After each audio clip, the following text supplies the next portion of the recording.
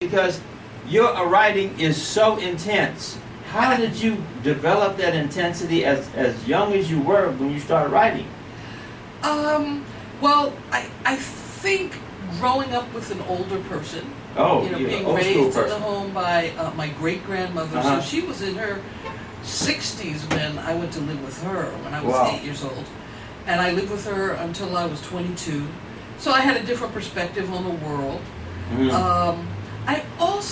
I think because I got interested in vampires. I saw that in some of the stuff I was brushing through in your stuff Yeah. about vampires and blood and black vampires. Oh yeah. I mean, the book that my most well-known book is called The Gilda Stories. Gilda Stories, yeah. And it just this year was republished for the 25th anniversary. So it's Mhm. been in print for 25 years. Wow. And when I first started that book, people felt, well, why would you want to write vampires? Why would you want to connect vampires to women or to people of color? Why would you do that? And my response was, well, I'm a smart person. Yeah. I'm considered about the issues that people of color are facing every day and women are facing every day. I'm not going to write something that's exploitative. This is not going Right. to be, Dracula, who is, making women victims every time he turns around. Right. So it was fun to figure out, okay, here's a woman who was the most victimized in our culture, that is, an African slave during the period of slavery, who escaped from slavery and just happens to be rescued by two vampires Oh my God. who are benevolent. And so that meant I had to really create a whole different kind of vampire, because it felt like this could be a fun story, but I don't want to write a story about a serial killer. Mm. That's not my thing. So I ended up taking the idea and figuring out, okay, well, what could we do so that the vampire isn't killing people every time she takes blood? Is there a different kind of vampire? Can I create a different kind of vampire family? How did you... woo! I had Back to up. Wait, babe. everything. What do you mean? How she took blood? Well, in the traditional vampire comes up behind you, grabs you, slices your neck, and takes all of your blood to your death. Which is, it makes for an interesting story, but who wants to hang around with that person? That's not somebody you want to be hanging out with. So I thought, okay, well, the vampire doesn't have to drain you until you're dead. The vampire can take some of your blood. I mean... Oh, she was a benevolent vampire. Yeah. Oh, she let you live, huh? Well, think about the Red Cross. You go to the Red Cross, you donate blood, you don't die. So it's entirely possible that a vampire can take a little bit and move on. And I also decided that part of what makes the vampire interesting to people is that the vampire is living not just on blood, but on people's terror. That's part of what makes a vampire interesting to We have a watch. lot of terror vampires today, don't we? Oh my God! Well, Millions of them. yeah, I'd be scared to start on that because they're out there sucking us dry. So I decided to kind of create this whole family in which terror is not what they're after. They're interested in connecting. They're interested in connecting with mortals and seeing what mortals need to survive and how can they be helpful. So that was really fun. It meant I had to create a whole other philosophical idea about vampires and have her be a survivor, a thriver, someone who understood what it meant to be the lowest of the low, then get the power over life and death and not abuse that power. Not become like the people who had attacked her. I can imagine. Natasha, I am in love with you. Here is my neck. Take your pint today. And it's fun to recreate mythology. You know, Yeah. everybody's heard of vampires. That's Right. the thing. Everybody knows vampires. And of course, when the Gilda Stories was published, there weren't all these vampire TV shows and movies. There was no Twilight. None of that was out there. And there's certainly... Twilight was a big thing, wasn't it? It definitely was. So this Very was violent. before Twilight. Yeah, and to me the best thing about Twilight were the werewolves, quite honestly. I really like the werewolves. I wasn't that fond of their vampires. So for me it was a great challenge. How to take something that everybody thinks they know and make it different. So what made you want to structure something like that? I'll tell you exactly. Okay. I used to live in Manhattan. I was on, I think something happened to my telephone. It was busted or something. So I went down to the corner to use a phone booth. Remember those? Oh, yeah.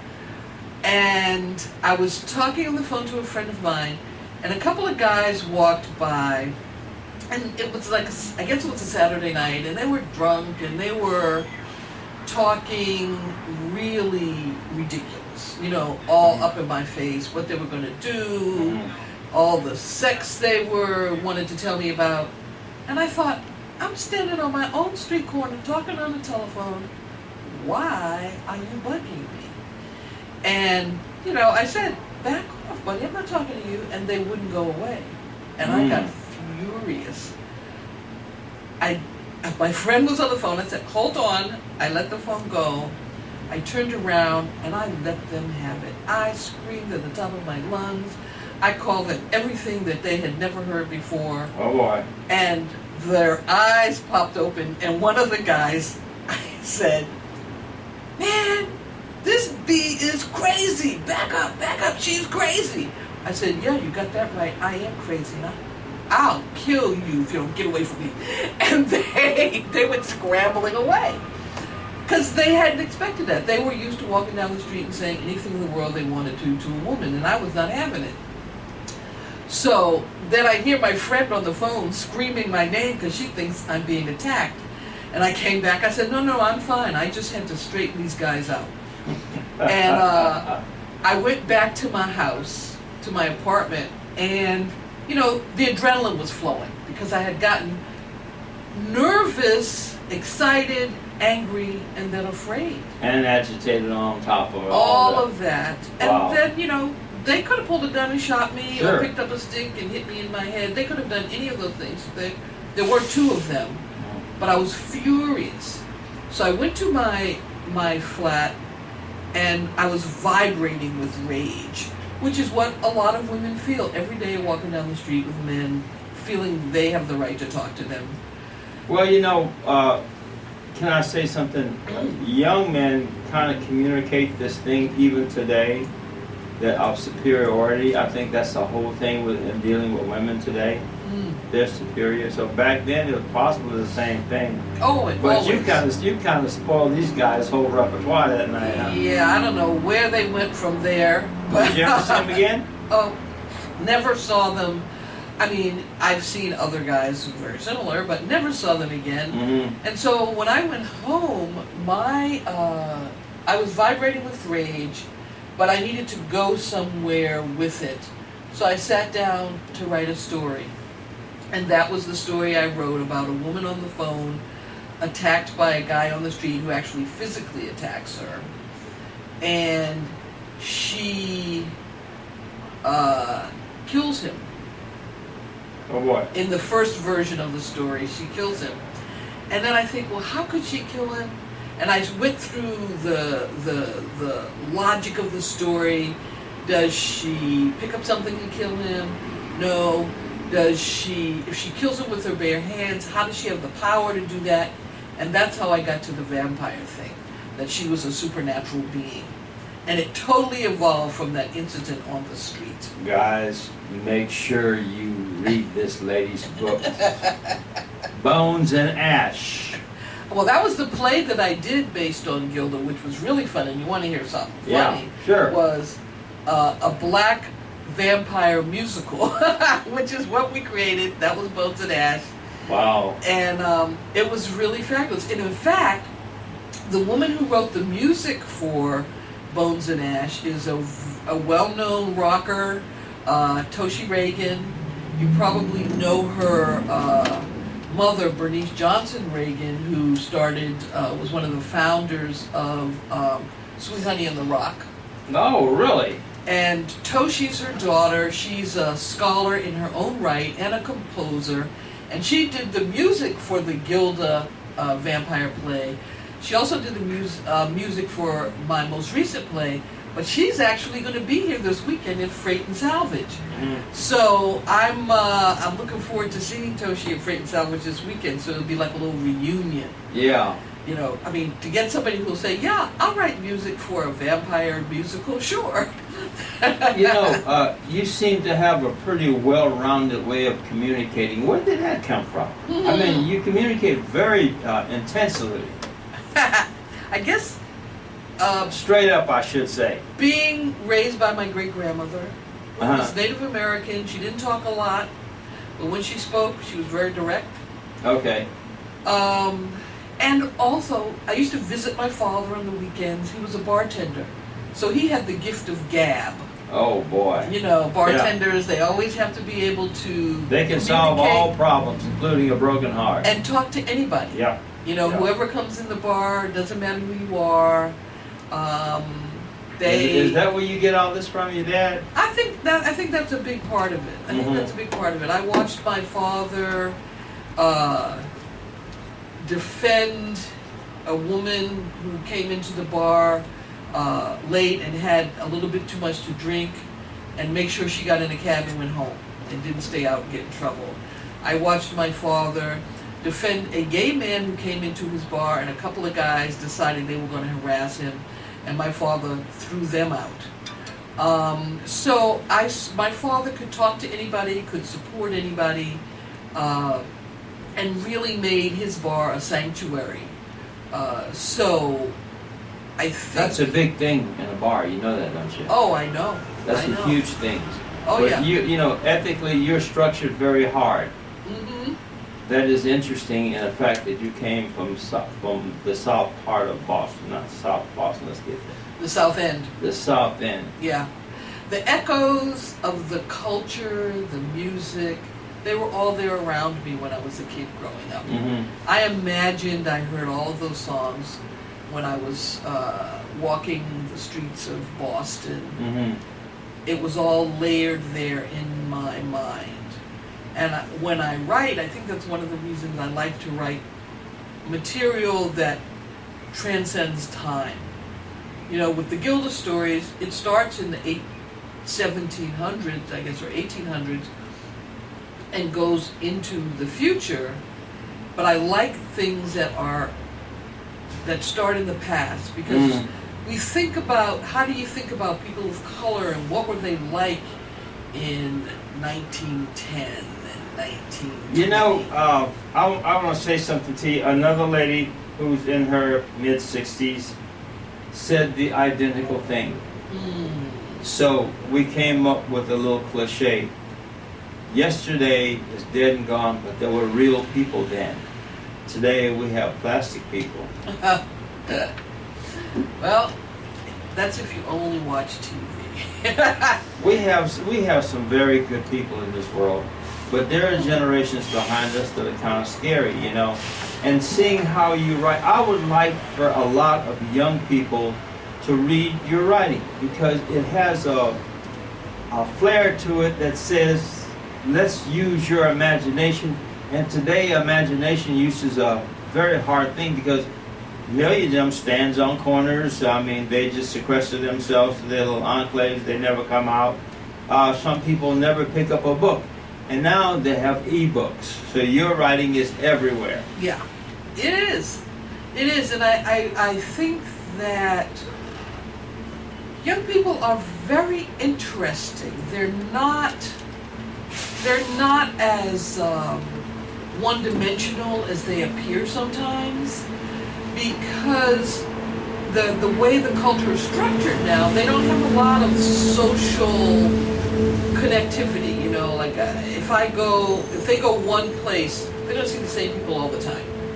And that has changed somewhat, I'd say, in the last several years through the political activism.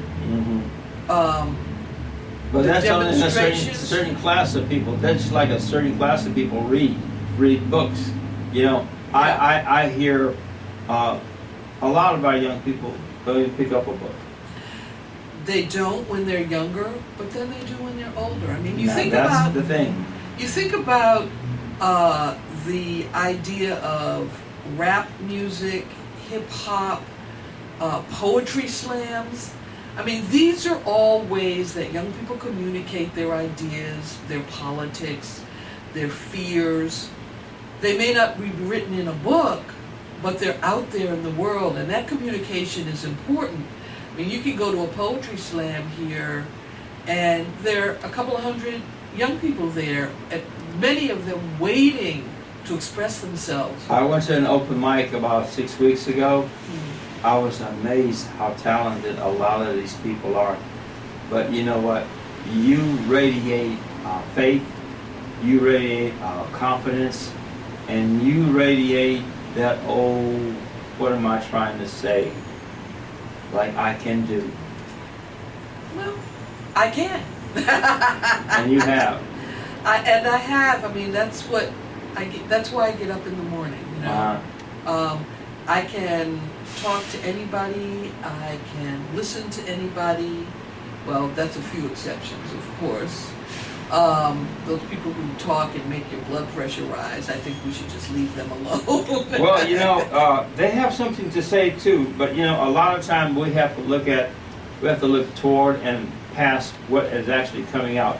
Reading a book now, I was on BART, and a lot of people are reading books on computer now. Yeah. And on iPads and phones. Kindles, all Kindle, that. Kindle Yeah. Fires, you know. Yeah. That's a good thing. I think that's a way of having a quasi-education, am I right? The more you read, the more you're acclimated to life in the world. The more you know, the more you read, the more you know. I also think we overlook the fact that, well, it's exactly what you mentioned. People are reading, they may not be reading a hardcover book, but they're reading books on these devices. I mean, you see people on the BART and buses, they're reading on their phones. Right. They're reading a whole novel on their telephone. Right. So I feel like we forget the word can be delivered in so many different ways. It can be delivered on electronic devices, it can be delivered at poetry slams. As long as we're communicating, that's the most important thing to me. I mean, I've been a lesbian feminist activist all of my life. And I have never seen as many young people take to the streets as you see today with different demonstrations. That's a good thing. Since the 1960s. That's a good thing. You know, when I went to the March on Washington with my pink pussy hat, I don't know if I can say that on radio. Hey, you can say that. It's okay. There were people, there were young people, there were young kids, there were teenagers. I saw all that. Ethnicities, black, brown, Asian. I mean, it was amazing. I had not seen anything like that since the 1960s. We're not supposed to get political on here, but I'm going to say something. They said they had almost 10 million pink pussy hats out there in one day. 10 million. I was wearing one of them. Hallelujah, baby. Well, you know, it's about the culture. What kind of culture do we have, and what do we back communicate? here with Jewelle Gomez, and we were just having this real interesting. You're a very rounded person. You want to tell me? I mean, you get around a lot. I'm looking at this thing. Did you read that on a bathroom wall? The ladies asking me, do I read cliches on shithouse walls? No, baby. I didn't read. Last night we lost power where I live at. I was getting started on studying you, and the Arts Commission of San Francisco. You're including a lot of stuff here, girl. I mean, you have made quite a hit, and we want people to read your books. We want people to read your stuff. tell me where it is. Tell me where they can get it. And how can people get a hold of you? How can people contact you if you wanted them to? Well, I had the good fortune of having the Gilda Stories republished this year by City Lights Books, you know, the esteemed San Francisco publisher. So I feel really honored about that. So City Lights Publishing has it available online if you go to their website, citylights.com. It's the books. My books are also available on. There's something called A Libris, which is an online book site. You can always get my books on that. You know, what is the Dog-Eared Books, which now has 2 stores. One in the Mission and one in the Castro. Borderlands Books, which is a great sci-fi bookstore on Valencia Street. So my books are all around, and I have a website. You know, it's just jewellegomez.com. You can always go there and send me a note if you read something you're curious about or whatever. You can always send me a note through my website. And I've done so many different things. You know, most artists have to have a day job. Right. So I had the good fortune of having a day job that really meant a lot to me, and that was working in philanthropy. So I did work at the San Francisco Arts Commission as a grant maker. I had worked at the New York State Council on the Arts as a grant maker before I came to California. And I work for Horizons Foundation. Horizons, I've heard that before. They're the oldest LGBT foundation in the country. They're here in San Francisco. Right. And I worked for them before I retired. So working in philanthropy was my day job. Oh, you retired? I retired. Did you retire to just say you retired? I mean, it looks like you have still just moving and shaking, honey bun. I retired so I can be moving and shaking. That means you're going to live a long time. I write. I mean, that's what I've always done. But I used to write in my spare time. Now I write in my all time. You know, I mean, I just finished, I wrote a play about singer-songwriter Alberta Hunter, which just closed at New Conservatory Theater. It ran for 5 weeks there and was really a smash. It broke all attendance records. Wow. That was, you know, I worked on that for 2 years, and, you know, I was retired so I could have the time to work on it. Okay. And it was a real success. I felt really, really good. And it was part of a trilogy. The first play that it was produced 3 years ago was about James Baldwin. Oh, really? And so the second play was about Alberta Hunter. Now I have to start on the third play in the trilogy, which New Conservatory will also do. But I haven't figured out what it is yet. I'm still deciding. I want to ask you a question. We're going to jump around a little bit here. Yeah. The Urban Bush Women Company is in 13 cities? Did I get that right? The Urban Bush Women Company is based in New York. They're the ones who commissioned me to write the play based on Gilda Stories, Bones and Ash, which I did, and Toshi Reagan did the music, and the company performed it in 13 cities. Wow. Which was really kind of amazing because I went with them. Wow. So it was everywhere from Maine to San Francisco. We performed it at Yerba Buena Center for the Arts. And I guess people thought, black lesbian vampire musical. I'm never going to see that again, so let's see it. Well, you know, let me tell you something about that in my estimation. You know, we are a growing society in a lot of ways, and a lot of things that used to be, that was not to be, or are to be now. As I see it, we're actually, it's like coming out of an abyss. Society itself has been in a deep, dark abyss for so many years, and we're coming into the light. You know, and now people are amazed about the light and all of the things that are in it that we could not see before. That's how I look at the whole movement of everything, LGBT, everything, the gay movement. I look at everything like, hey, we're not the only guy with tennis shoes, with red tennis shoes around, you know? So to speak. You know, we need to open our minds, and I'm going to say something, and I'm not trying to be that way, but I think the Republican Party got his feet in his tail, so to speak, because, you know, we're all people, and you know what? We all have something to give to life. We all have something to give to life. That is the biggest, that is the best thing one could say today, and if we can remember that, we would treat each other better. You know, we would treat each other better, and it's like, you know, not even all Republicans are horrible. It's those bad apples.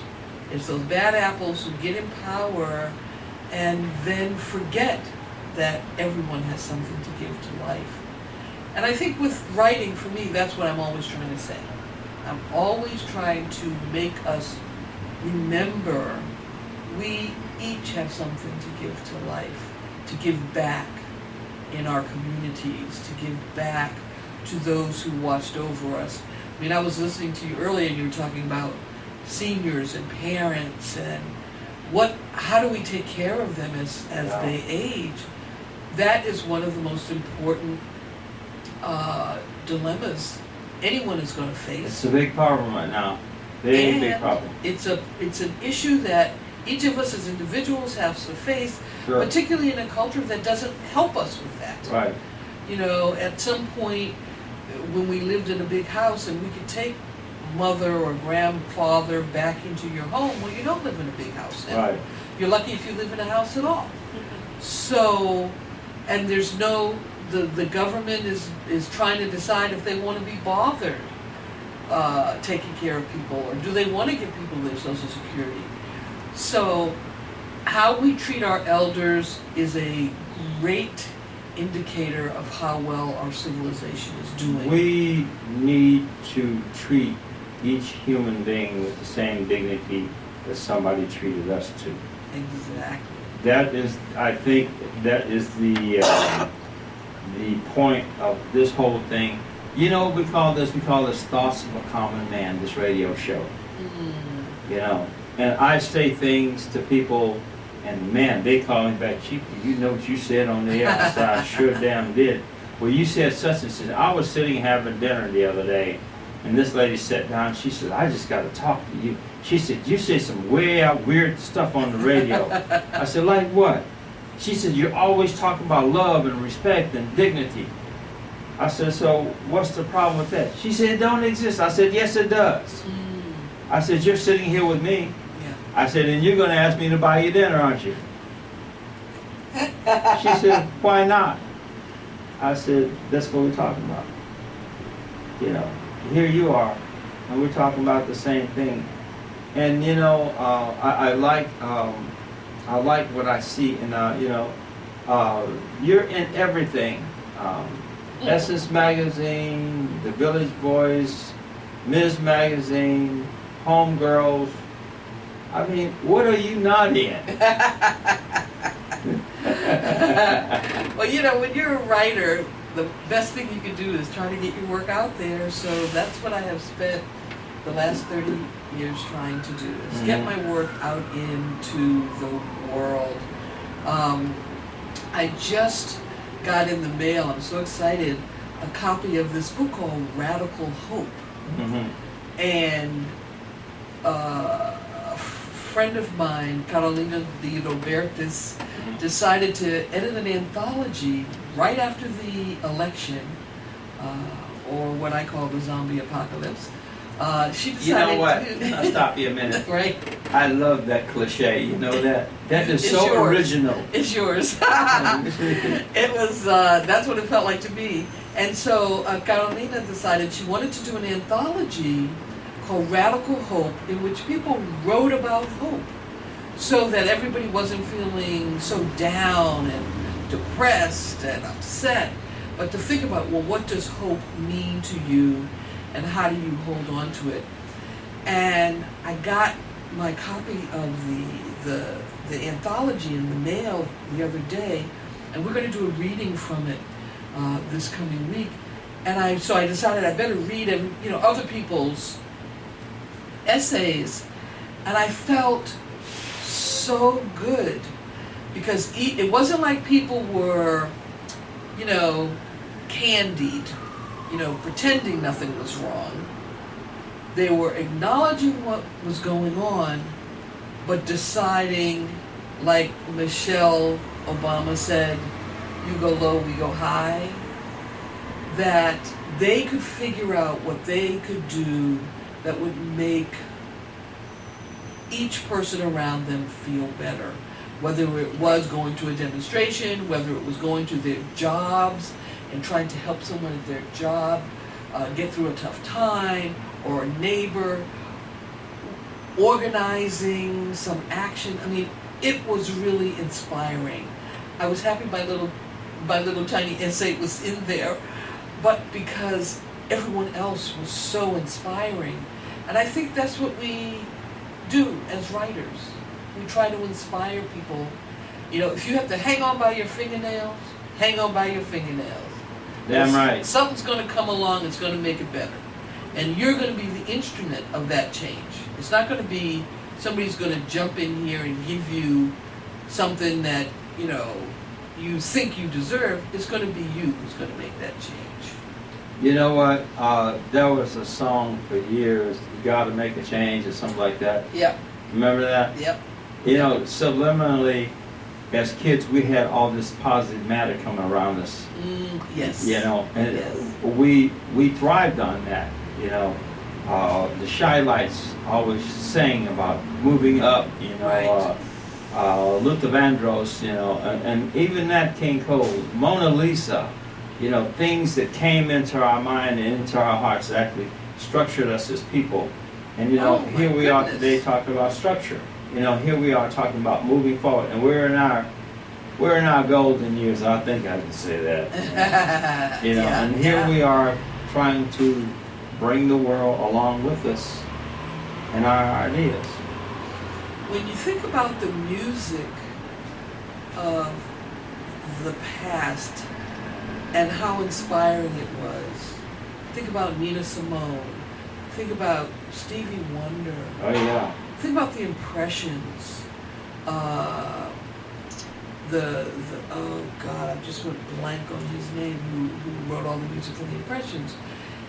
His music was all about inspiration, and I think young people today, that's what they're looking for. That's what they're trying to write. Mm-hmm. It may not have the same rhyme or rhythm that we're used to, but that's what they're trying to create.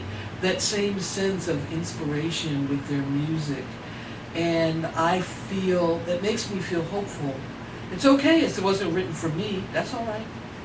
It was written for a group of young people who have a different rhythm and a different tempo, a different melody, but that's okay. You want me to tell you something? One of the most positive people I've met. You are, in my lifetime, I have been around this world. I've lived in 23 countries. Wow. And you're one of the people that I have met in my lifetime. Thank God that I can see that, you're an extremely positive person. You know who really, I was on recruiting duty in LA, and I was in Hollywood, in the Navy, walking around with white uniform on, going to all the studios and to all the places that people normally didn't go to. I ran into Lou Rawls. Oh, wow. And he called himself in public Baby John. Mm-hmm. And he'd always do this. Look up. Yeah. Look up, always look. That was one of the most positive people. Doris Day, I ran into Doris Day. Sean Connery, I ran into him in the Beverly Carlton Hotel. You know, and here you are. I mean, you are a super beautiful, wonderful woman with all these accolades, and you still act like you are just every day, which you are every day. I am every day. You know. I'm every day. That's where I get my inspiration from. Oh, really? The people I meet every day. Mm-hmm. The people I meet every day. I mean, I've had the good fortune being raised by a survivor, a person who survived the U.S. government's attempt to kill off all the Indians in the country, and she was a survivor. She was an inspiration, and everything grows from there. You know, being poor is not a sin, although some people in this country would like us to believe it is. Being poor is just a situation, and your spirit. I had doesn't never have heard to it be put poor. that way. Yeah. That was very original what you just said. It's just a situation. It's a situation. Your spirit doesn't have to be poor. Your spirit does not have to be poor. I mean, I grew up living on welfare with my great-grandmother, who had to, the welfare office did not want to give her money to take care of me because my parents lived too close. They thought she should send me back to my mother or send me back to my father, and she was determined to raise me herself. So they said, well, you're on your own. And so she went through the process of legally adopting me. Mm-hmm. This is a woman in her late 60s. She was half blind. I watched her go through all the paperwork. I was 8 years old, so that they then would have to give her funds to support me because she was my legal guardian. That was amazing. Didn't that do something inside? Give you chills inside to my know somebody goodness, loves you that much? That much. Yeah. To go through that, and you know it was humiliating because she would have to go down to those offices, get them to help her, but she did that, and from that moment on, I understood she had to. Jewelle Gomez, what a jewel! I mean, a super jewel. You're If I had to rate you on a scale of 1 to 6, I'd say about 5,000. You're kind. You got this thing about you. What is it that you just glowing like a flower in the springtime? I mean, you are just out there doing all this wonderful stuff, and we want people to get in there to get to know you. You want to put your stuff out there again one more time? Your contact stuff. Yeah, my website is my name, jewellegomez.com, and City Lights Books, their website. You can get my book on that website. I also do a blog at a site called apocalypse.com. So I do a blog there. In fact, I'm trying to get one ready for that now. So, you know, I'm always putting this stuff out there. If you Google me, you'll find my website, or you'll find Apocalypse or City Lights Books. It's, you know, with the internet, nobody is invisible. That's for damn sure. I was listening to something that you were saying that you had to go someplace and spend 4 days talking about your work. Where was that at? I just came back from Harvard. Oh, I see, madame. Which was really a treat because the students of Harvard and Tufts, the drama students, got together to do a reading of my play about James Baldwin. Mm-hmm. And they were fabulous. I have not seen a group of students with that kind of devotion and talent in a long time. They were magnificent. If I were going to cast the play right now, to have it done again, I would go back and get those students. They were 19, they were 20. Really? They were fabulous. This is good to hear people young like that doing things with your stuff, isn't it? Oh, yeah. How does that make you feel? Oh, hopeful. Makes me Hopeful. very hopeful. You keep bringing up being hopeful. You gotta, you gotta give them hope. It's really, really amazing. I went to one of the classes that had read my work. They had read some of my poetry. They had read a couple of my essays, so we could have a conversation about them. And the students there, this was a group of sophomores at Harvard, and they were so smart. The questions that they asked, the philosophical aspects of my essays or my poems, it was really amazing. So one of the reasons I love going to colleges is because you're looking at your future. Right. I understand that. Yeah. That makes you feel good to sit there and say something, and it goes on and it resonates across a great spectrum of people. Am I right?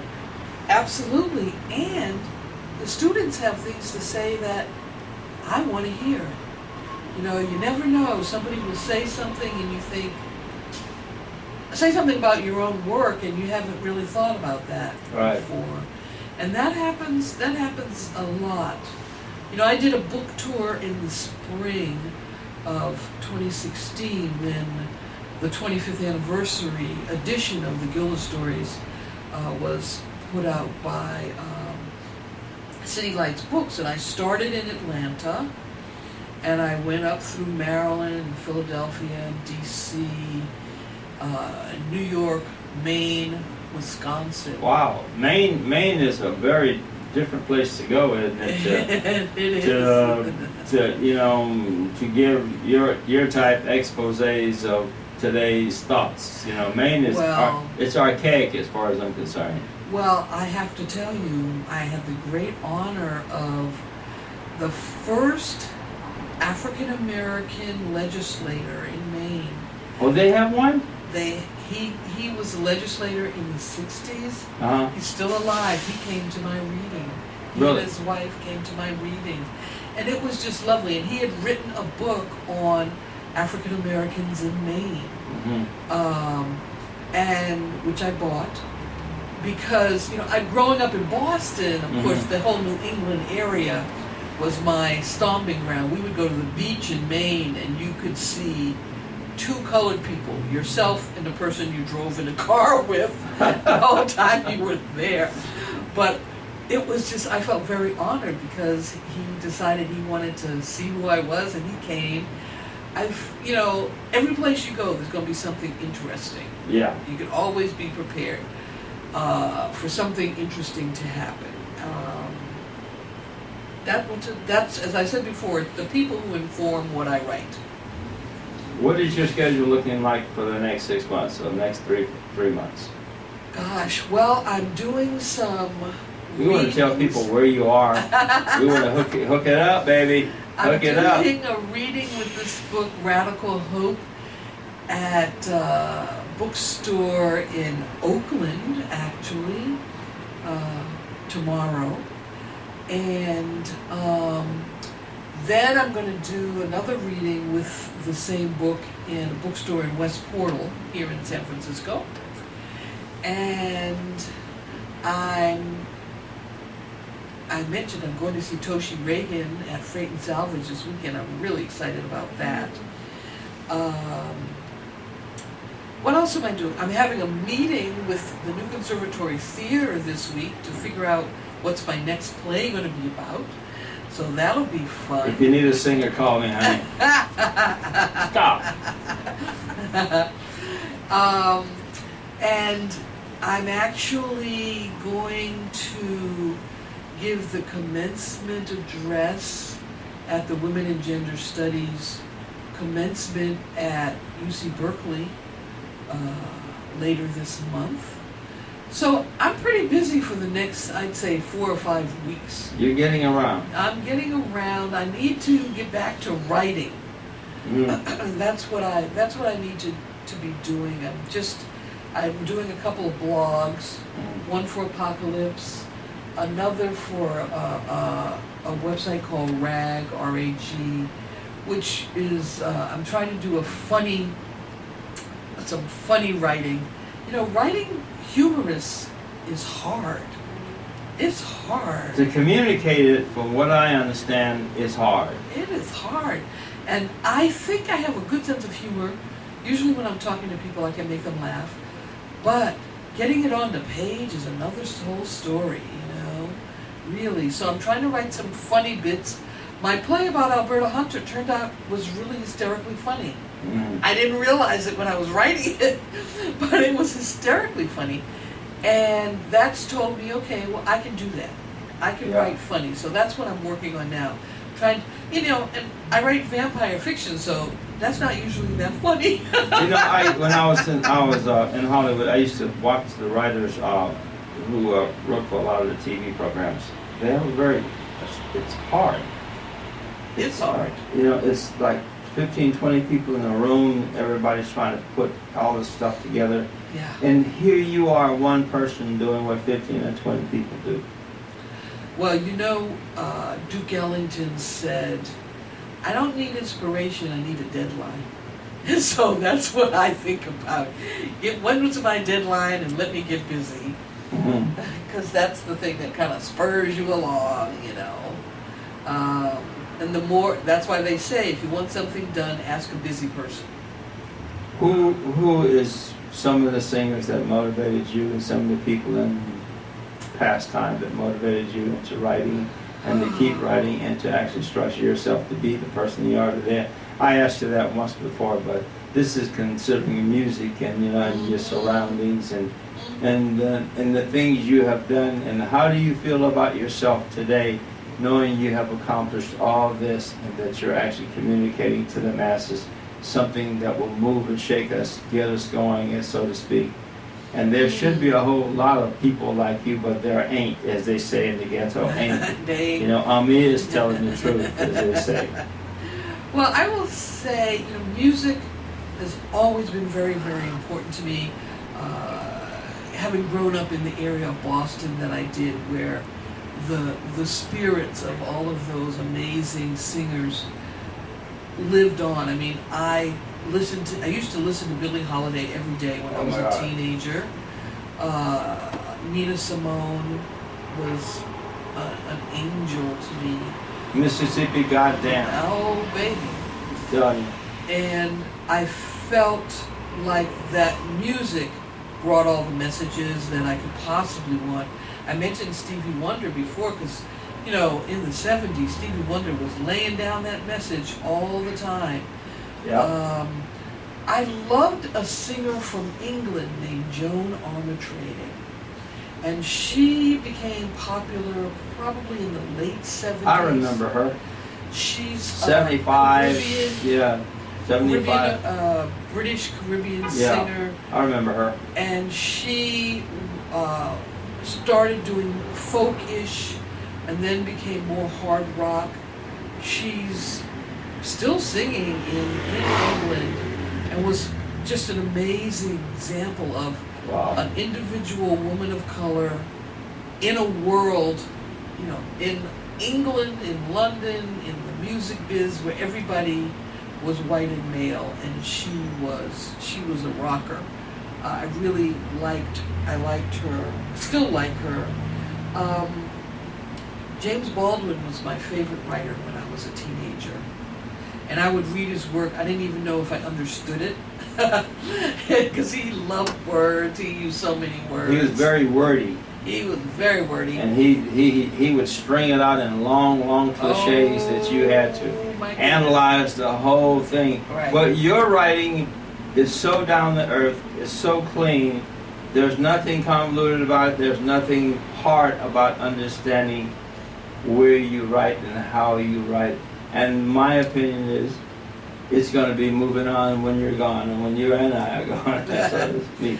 And that's what a writer wants, isn't it? Yeah. The grace of going on in time, am I right? That's what a writer wants, to be, their work to be remembered. Mm. You know, you think about Gwendolyn Brooks, who, excuse me, was the first African-American woman to win a Pulitzer in poetry in 1950, and she wrote regular. I mean, anyone walking down Valencia Street or the Mission, could pick up one of her books of poetry and they would understand exactly what she was saying. That's how I've always wanted to write.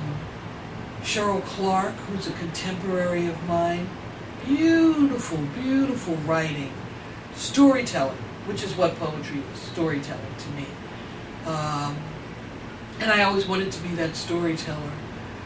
So the people that... But isn't that the basis of everything we do when we're trying to tell the story and pass it on? That's exactly right. Am I right about that? Storytelling is at the heart of our culture. Right. And we mustn't be distracted by other people telling ridiculous stories, but we have to keep on the path of the stories we need to tell, that we need to tell to each other and that we need to tell to our children. When I'm way gone, when I'm dust, I want somebody to be able to pick up one of my books and think, oh yeah, she's talking to me. She's talking to me. Hey, you know what? When I looked over your stuff, it said a lot. It's over a wide spectrum to start off with. It opens up your mind to actually think, which is good. The big thing about it, you can ingest it into your heart and make sure that it's real. It is important. It is important to be able to speak to the people who are walking down the street. Right. And that's what I think about. I mean, when one of the things about the vampire character Gilda, that people are always asking her, well, why does she bother with human beings? I mean, why does she bother with mortals? She can live forever. She can hang out with her friends who can live forever. What is it, the why? And my philosophy for her is, it's her connection to mortals that gives her an interest in life. I saw that when I kind of looked at that is a passion and compassion rolled into one nut, so to speak, rolled into one sentence. That this is what the connection of life is passion and compassion. Being passionate, at life itself, and having the compassion to reach out and pick somebody up and not destroy them. Right. To see yourself in other people. To see other people in yourself. And that doesn't have to be a boring story. It could be a vampire story as much as anything else. Thoughts of a Common Man, we're here, Radio Valencia, on Tuesdays, and my whole program is to get to people and to have people like you to communicate to people that they can do what they want to do if they dream big enough. And I'm looking at you, you started out poor, so to speak, as you say, and here you are in my studio today talking to all of these people, and these people... You're listening to Thoughts of a Common Man with Charles Achieve Williams on Radio Valencia, the sounds of the mission. And we are the sounds of the mission. When we bring you people that you can relate to. And we bring you people that can speak to you in a language and in a way with an idea of love and compassion and dignity and respect that you can take on and pass on to somebody else. This is the whole thing with Thoughts of a Common Man on Radio Valencia. And you know what? We have a super person here today. I'm looking at so much. She has served on literature panels from National Endowment for the Arts, Illinois Arts Council, and the California Arts Council. How did that make you feel to be in such company with people like that when you took this on? I really believe in doing your civic duty.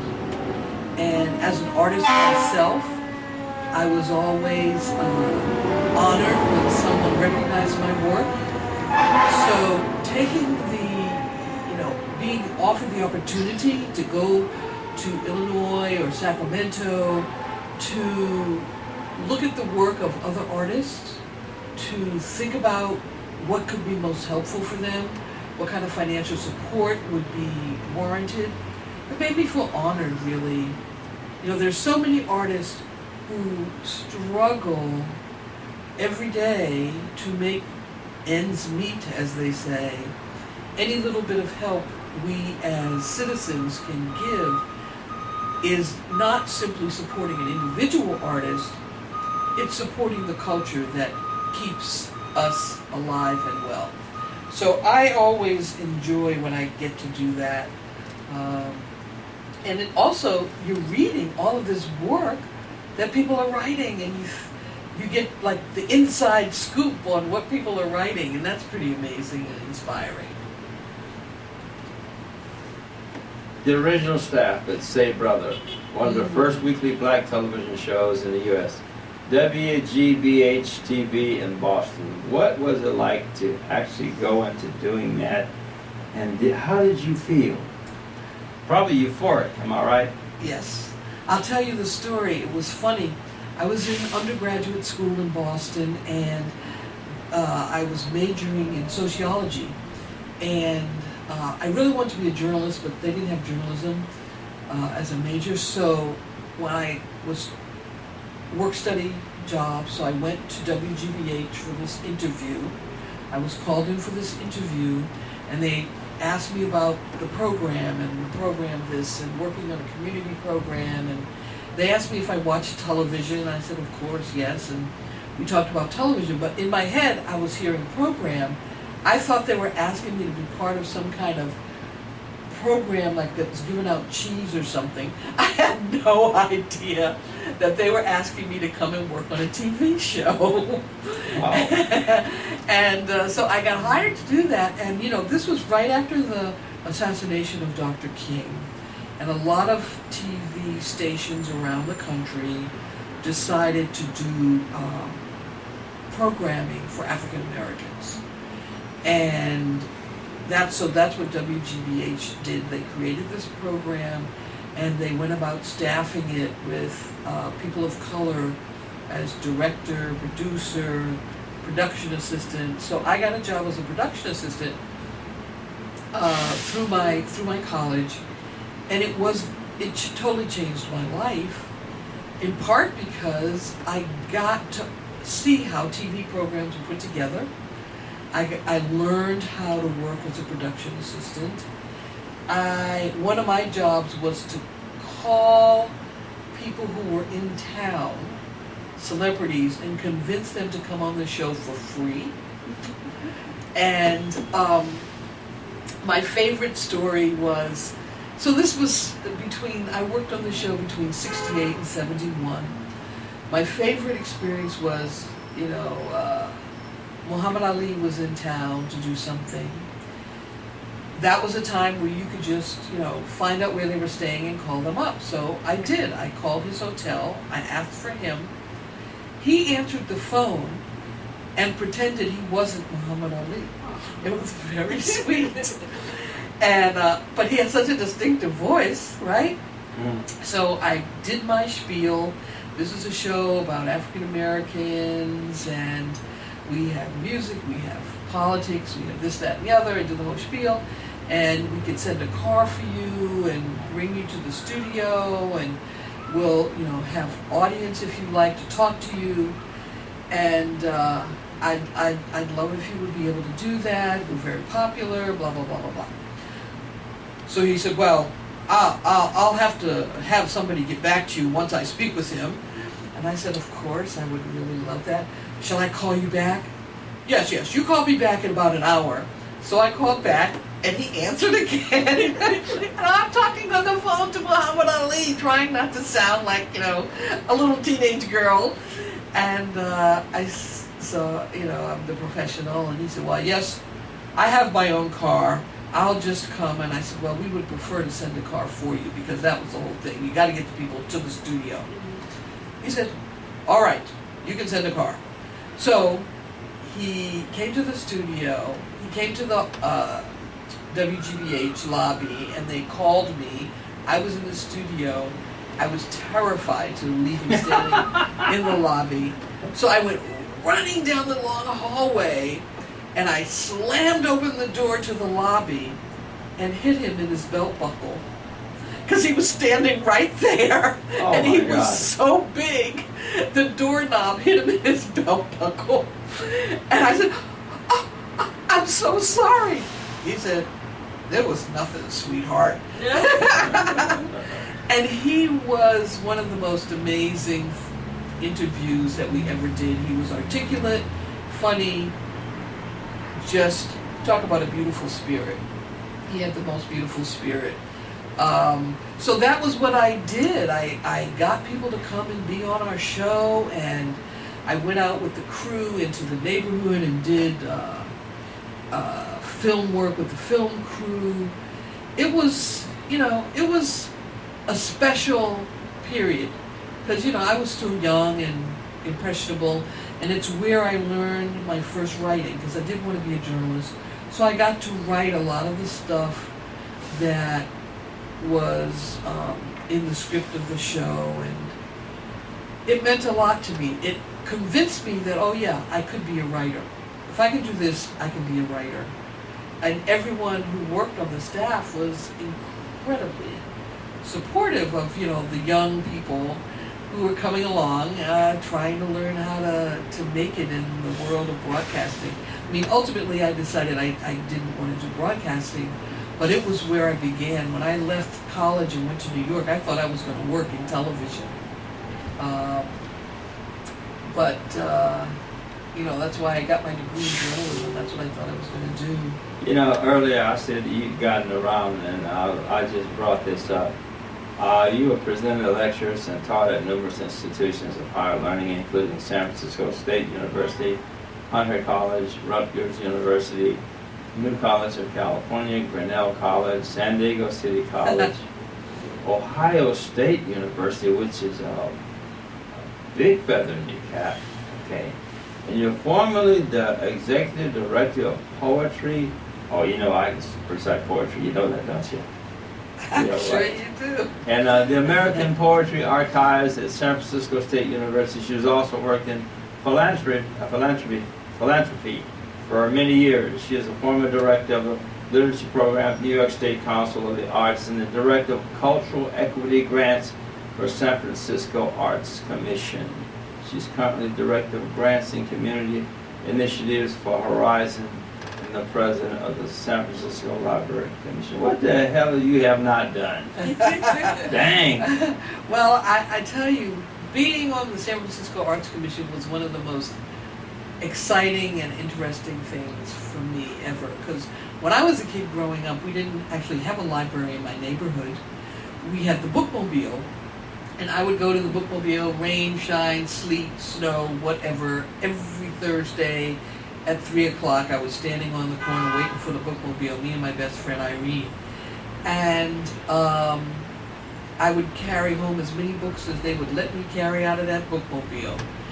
And 30, 40 years later, I had lost touch with my friend Irene, and we got back in touch because she had become a librarian, and she saw my book and got in touch with my publisher. So libraries have been at the center of my life, all of my life. So when I was invited to be on the Library Commission here, I was really honored. And while I was on the commission, we renovated or rebuilt 24 of the city's 27 libraries. Here in San Francisco. Here in San Francisco, they a lot of them had to be redone because of Loma Prieta. Mm-hmm. So there were a number of them that just were really unsafe. They are also expanded. The population has expanded, so a number of them had to be expanded. The main library is the bustling center. I walk by that every morning. Mm-hmm. Yes. It's a bustling center. I mean, just thousands of people go in there every day. Every day. Yeah. And the local neighborhood libraries as well. And one of the things that we did when I was the president of the commission was when we renovated libraries, we were able to put in community rooms that were available to the neighborhood to use for community meetings, even when the library is closed. You have a hardcore fan here in San Francisco, and one day you're going to run into him. That's Mayor Ed Lee. Yes. He has a great support of the library system in here. Yes. And the mayor is one of the few people that have been mayor that has actually become intensive in what he does any and every day in the library system. And I mean, they've had other mayors, but that's one of his pet peeves, is the library system. He's definitely been a very big supporter of the library system. Right. You want to know who's the biggest supporter of the library system? Sure.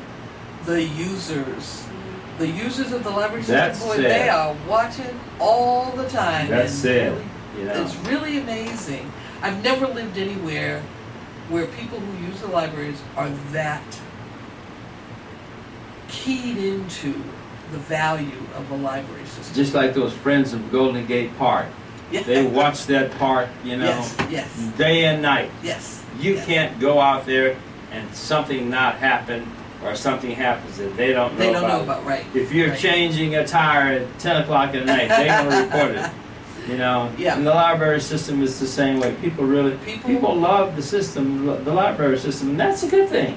It's very important, and it's really hard because, particularly for the main library, it's located in an area that has a lot of services for indigent people and the homeless. Right. So a lot of the homeless people gather in that library, and we're one of the only libraries in the country that actually has an in-house social worker. Really? For I didn't know the that. homeless people. I didn't know that. An in-house social worker, because a lot of the people need services. They need to be able to find out where they're going to sleep, where they can clean up. And it's really a hard balance to keep, because you want the library to be clean and safe, but you don't want to just throw people out on the street. Yeah. And I feel really proud of the library system for having maintained that balance, as hard as it is, with, not a lot of funds to do that. And the library is not a social service agency, but it maintains a social worker and outreach worker to help the homeless population. That's critical, because more and more people are becoming homeless every day. Oh, yeah. And it's mostly middle-income people, from what I understand now. Yes. Every day people are either losing their jobs Right. or unable to keep up with their mortgages. Right. And there's not a lot of safety nets. One of the things that we're seeing much more of, and I'm hoping it will start to be regulated so it can be helpful, is using warehouse spaces for housing, which on one hand can be very, very dangerous, as we saw in that horrible Oakland fire. But we have to find alternative ways for people to have housing. Well, you know what? Let me tell you something.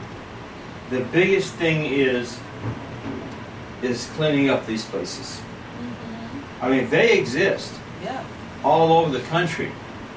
Look at Oakland. Oakland has, go out to 66th Avenue, they have huge warehouses. Right. And one of the things that I would like to see, and I ran for mayor of Oakland 3 years ago, and one of the things I was talking about I'd like to see is modular housing built inside of these, out of the weather, Right. where you can control the heat and control the environment. Right. That would be so advantageous. And right here on 40th and Martin Luther King in Oakland, I saw how they took containers and really did a wonderful job of converting them into Yes. workspaces. And you can do the same thing with a living space. 20 feet, 20 by Right. 8 is a lot of room, to have, and it's environmentally controlled and has the solar heating and so a solar panel on it. We're here, talking about this, and one of the things is, with your clout and stuff like that, I'm surprised that, that people don't follow you in your endeavor about this, because I'm looking at something here too. I'm going to move on a little bit. It's 11:40. Your new projects, and you're looking for some new, in collaboration with Harry Waters Jr. called Waiting for Giovanni. That was my play about James Baldwin. That was did really well. My play after that was called Leaving the Blues. Yeah. It was also at New Conservatory Theater. Alberta Hunter. My first play about singer-songwriter Alberta Hunter, and I have turned my attention more to plays with music. Not that I write music, I don't, but how I can incorporate some of the early music. Some of those people we were talking about earlier, you know, where are the Billie Holiday songs? Where are Duke Ellington's music? How can I do plays that use that kind of music from the early part of the 20th Nina Simone century? is everywhere. She's everywhere, and Facebook, YouTube, you name it, she's out there. well, I feel like she could be studied. You know, she could be a class, a college course to study her political, her musical, her philosophical positions, because she was one of the amazing inspirations of the 1960s. You want me to tell you something? The night I saw her at Berkeley, I think it was 1970, 69, 70, and I was going through a lot of stuff, and a friend of mine came by one day and he said, I just had an accident on the Bay Bridge. I was pulling into the toll gate, and the guy just rear ended me with this hard nut, just about a brand new Camaro. And I was sitting there and I'm going, Lord have mercy, I'm all bummed out here. And this guy says, you know what, Nina Simone's at Berkeley tonight. He said, why don't you take these tickets? And then I got there and I had 2 tickets, and I met this wonderful, wonderful little lady, and her last name was Williams too. And I never saw her again after that night. We sat there and watched the concert, and we sat after the concert and talked. And she was going through a divorce, and I was going through my problems and trouble. And that concert was so intense. Her music was, I mean, you could hear a pin drop in there. And the music just rang out, you know, in the amphitheater, and I was sitting there going, wow. And I have remembered that day till today. Yeah. We're here with Jewelle Gomez, author of 7 books. Intensity, dedication. I wish I could write like that. Dang. Anyway, maybe in the next lifetime. Your video with David Perry was very nice. Thank you. I really like that. What is that all about? It's really very, I felt very fortunate. I've known David since he first started his show, 10%, on cable. And he had me on early on back then. I don't know, it was like 10 years ago or something, 9 years ago. And so he hadn't had me on for a long time, and he invited me because of the 25th anniversary, I guess, of the Gilda Stories being reissued.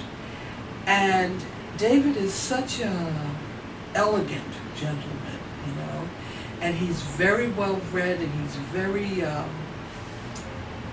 he keeps up with a lot of the politics of the city. So it was fun to be on his show because he can ask you questions about, well, he's kind of like you. He can ask you questions about anything, you know. And it was, so I was pleased. I had a good time. I got to talk about the Gilda Stories, and he will pop out a question you're not expecting, and you have to kind of catch up with them. And I mean, if you go on YouTube and you see it, it's kind of I thought a sweet interview, and I enjoy doing broadcasting.